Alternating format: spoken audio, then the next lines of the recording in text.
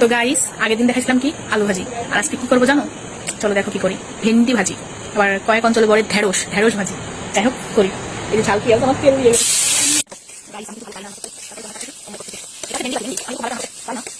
তো আগের দিন আলু ভাজি, আর আজকে বললাম ঢেঁড়স ভাজি। হ্যাঁ, তো আমার ভাজি ভালো লাগে।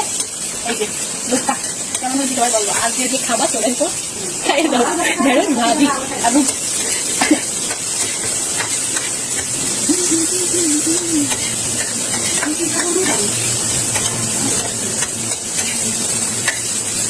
আমি শুধু টিকটক করি না, হ্যাঁ আমি মাঝে মধ্যে রান্না মানে সব কিছুই করি, সব কিছু করতেও পারি ইনশাল্লাহ।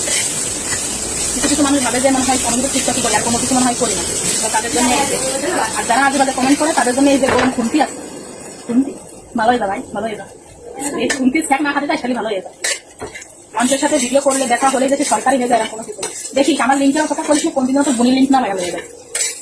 যারা আমার লিঙ্কের কথা করো দেখো, মনে হয় বোনের লিঙ্ক না ভাইরাল হয়ে যায় আমাদের। কিছু মানুষের দলে দেই তো, কারণ অনেকে আমার পার্সোনালি নক দেয়, আমি অ্যাকসেপ্ট করি না। এই জন্য তাদের কাছে আমি খারাপ। যদি অ্যাকসেপ্ট করতাম, কথা বলতাম, তাহলে হয়তো ভালো হতাম। যাই হোক, আমার ভাজি শেষ। তো এই যে শেষের লোকটা, ভালো থাকবে।